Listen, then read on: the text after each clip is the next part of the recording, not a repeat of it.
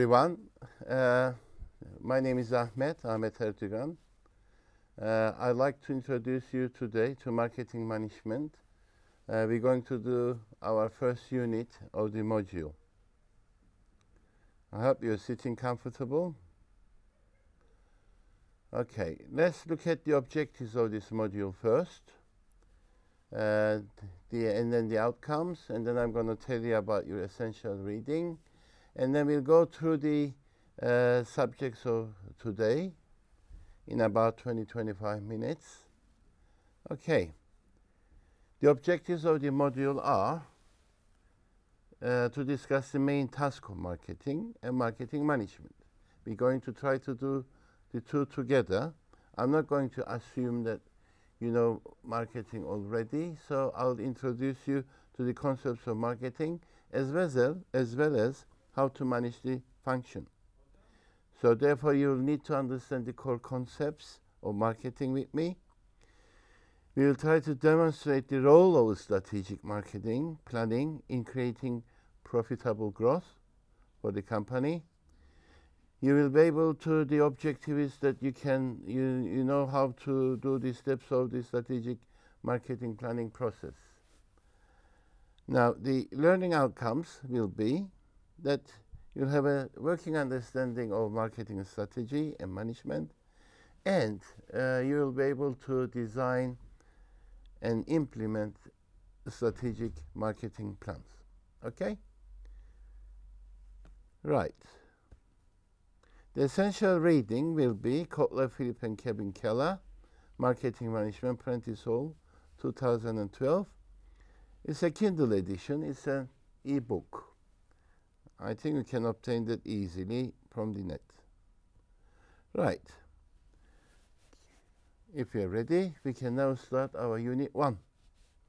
Introduction to Marketing Management and the Core Concepts of Marketing. Right. What's that? Some people call it a paper clip. Some people call it an attach. You know what it was before? It was a piece of metal string. It had little value, metal string. The story is that the man who invented it owed rent, and the landlord was about to come and check him out. So he invented this, and he gave it to the landlord who patented it, and they made profit. What happened? From a piece of string which had little value into something of use and value, because someone gave it a shape. And what if it had a shape? It satisfied the need for some people, mainly to keep documents together. For its inventor and producers, it brought value in money. The new shape increased the value of the piece of string. Am I right? Right. This is a clue to the main task of marketing. The main task of marketing is to create value, like in that string. A value that will satisfy the need of the people, a value that will pay back its inventor. And our task, the marketing management task, is to manage this value creation. So, from there, I come to explain you the definition of marketing. It's a value creation process, isn't it? As we just said. So it is a process that identifies the needs of the people first. Contrary to a lot of people's beliefs, it's not just selling. You get a product and you go out and sell it. Selling is within marketing as a function. It's a function for communicating our products. But marketing is something else. Marketing first, before any product considered to be sold, tries to find out what people need, and tries to satisfy the needs of those people. Like in the paperclip, someone discovered that, or realized that, or observed that people needed to keep documents together. So he found a way, the paperclip, to satisfy those needs. And in doing so, he earned money. Or we can say that the marketing organization reaches its goals, whatever the goals are, money or non-financial goals. So, three-step process. find out what people need, satisfy that need, make profits. Okay? 3-step process is marketing. So marketing management, what does it do? It manages the marketing process, making best use of the company resources. Or simply, it manages the value creation using the resources of the firm. And the value creation we now understand better. Now, to further understand it, we need to look at the basic concepts of marketing and marketing management. This is like learning a new language. We're going to look at words that have meanings other than in everyday use. We need to understand these concepts so that we can be able to understand and work on the marketing process better. Now, we started with needs, didn't we? Marketing was to find out what people need. But what is a need? If you look at the dictionary, it will say that it's a state of health deprivation. Deprivation. What am I deprived of now? Water? Yeah, I have it. Drink it. Do you always drink water? Well, I sometimes drink cola. So what is my need? Let's have a look. Someone called Abraham Maslow, I'm sure most of you have heard of him, in 1943, expanded on this, on human needs. He came up with a model in a hierarchy. Hierarchy because you have more at the bottom and less on top. He said that we all need physiological needs. We can't survive otherwise. Like food, water, warmth, rest, shelter. These are all our physiological needs. Without these, we won't be able to survive. And also, he said that after we have our physiological needs, we will need to keep them. We need to keep safe, protect ourselves, try to make sure that we have water for tomorrow, we have a roof on our heads. And these two needs, safety and physiological, he called them basic needs. Why basic? Because not only humans, but most other organisms have the same needs, almost all of them.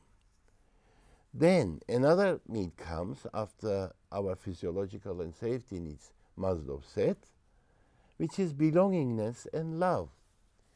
We all have loving relationships. If you don't, at least you love your parents. If you don't love your parents, you love your children. You love your country. If you love none of these, you must have a football team that you love. We must belong to each other. We must belong to something, some group.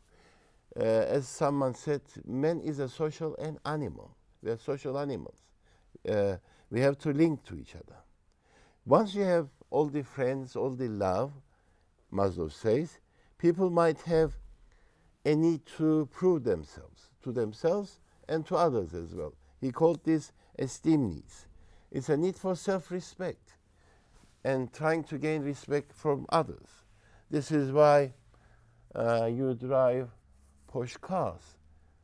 Logically or rationally, one will think that a car will take you from A to B, full stop. No. Not only from A to B, a car will reflect my personality. Who am I? What I like? What is my job? What are my values? So a car is more than a transport, according to Maslow, if you have high needs for esteem. And finally, we come to a need which we need less, only we will need it, according to Maslow, after all the other needs are satisfied, which he calls self-actualization. This is a need about finding our inner selves. Who are we? What do we really enjoy doing that we don't have to do it for others? Sometimes we can look at our hobbies. Like I can play the guitar, for example. I'm not doing it for money. I'm not doing it for showing off anymore, what I used to do in my youth. I just love playing it. I find myself in it. So that's sort of a need he calls self-actualization. So human needs, we can also look at them in three parts: basic needs, psychological needs, and self-fulfillment needs. Okay, is this enough? Let's see. This is no good. It's not enough for marketing. We understand needs, but it's not enough for marketing. It doesn't explain this. I have to drink this, you know. I don't like water much. Not a good habit, of course. I like to drink Coca-Cola. But circumstances forcing me to have this. Why do I want to drink cola and not water? Because of my wants. You and I have the same needs. You are thirsty, I'm thirsty. But my personality and your personalities may differ. So I want cola. Also my culture comes into it. In other cultures, people wouldn't drink cola. They will drink their own local drinks. And circumstances. Because of the circumstances, I'm drinking water now. So my need of thirst turns into this because of my personality, my culture, and my circumstances. The reason why I wear this tie, because of my personality. I like the culture. It is my personality. It is also in my culture to wear this. But if the circumstances prevailed, maybe I would have taken it off. So, I'm thirsty. The example says on your screen. We at home drink lemonade, culture, but no lemonade at work, so I drink cola. So we now know the difference between a need and a want. Right. Demand is easy. It's just the money you're willing to pay to buy the things you want to buy. It is what their wants backed by buying power, as they call it. What we can and willing to buy is what we demand. Now, demand is important to know because at the end of the day, we may all like to have a Ferrari, but the companies is not interested in that. They're interested in who can demand Ferrari, who can buy Ferrari, so that they can schedule their production and designs accordingly. Right. So, how the company will satisfy the want of a customer or people. Now, we look at the dictionary again for product. It says goods, services, or ideas offered for general consumption. General consumption. So, the food that my mom cooks, according to this, is not a product.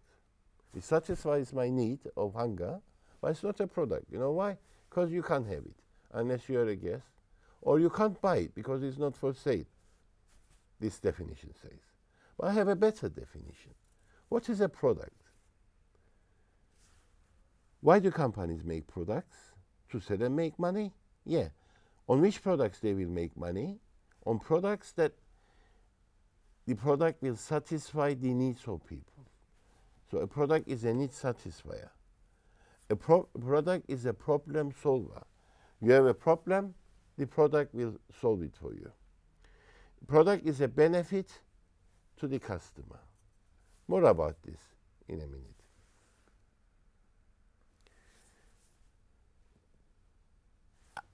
I have a picture, family picture. Why do I have a family picture? Which need? Belonging need, loving need. I love my family.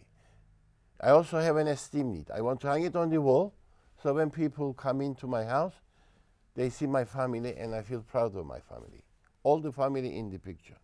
But how can I put it on the wall? Problem, yeah? How will you hang it on the wall?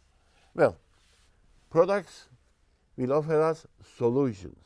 One solution, a hammer and a nail. Tuck, tuck, and I can hang the picture on the wall. So a hammer and a nail is a product. Why? Because they identified a need They learned about what I wanted, the companies, and then they came up with a solution, a need satisfier, a problem solver. They solved my problem. But maybe a nail and a hammer will not keep the picture there strong enough. It may fall off. So someone came up with a better idea. A screw and an electric drill. So I make a hole, I put the screw, and I hang my picture. Now, when you think about it, the hammer and the nail and the screw and electric drill are the same products. They are, in fact, solving the same need. What you're seeing on your screen, the PowerPoint presentation, in fact, was a piece of chalk and a writing board years ago. Same need. Need to demonstrate to students what I want to tell them. Now I use the screen and the PowerPoint. The product is satisfying the same need. But what we mustn't forget is our needs never change. What Maslow said about the 5 needs is that we are born with these needs. We can't help them. They are in us. They make us human. So they never change. 100 years ago, we needed entertainment at home. Today, we need entertainment at home. 100 years ago, maybe people used to read more books, I guess. But now, we watch TV, we listen to music, we go on Facebook. We are trying to entertain ourselves at home. That need hasn't changed. The way we satisfy it has changed. In other words, they have offered us with new products to satisfy our needs better. And what is a good product? The product that will give you value. Remember the paperclip? So what is a customer value? Number of benefits. What I see, what you see, what customers, what people see in a product per price we pay. I have a watch. It's got 2 functions. I paid $100 to it, so $50 a function. But I think I have a value because it's got a brand name as well, so psychological benefit. I can show my wrist and say, he's okay. He's wearing a brand. This man has got taste. That's a psychological benefit. So I think the 3rd benefit I got free. Now, think about a Zippo lighter, you know? Bruce Willis, click, the sound.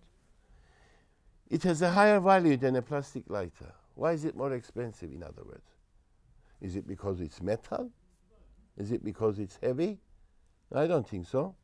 Because it has also another benefit. It's a gift item. If you're a girl, you buy it to your boyfriend, you buy it to your husband or father, or you buy it to yourself, to treat yourself, Zippo. You buy it for what need? Esteem needs, okay? Now, so we can say that Zippo lighter competes with a Parker pen. Can we say that? Yes, we can. There are 2 different products. But what common they have is both a Parker pen and a Zippo lighter are also gift items. They even compete with this tie. If you're going to buy a man a gift, you'll have to think about a lighter, perfume perhaps, Porsche pen, everything. These are all products that compete for the same customer. Right. Now, there's also this concept of satisfaction. This is after you buy a product. Happens to most of us. You had a lot of hopes on the benefits. You come home, you open it up. You don't like it.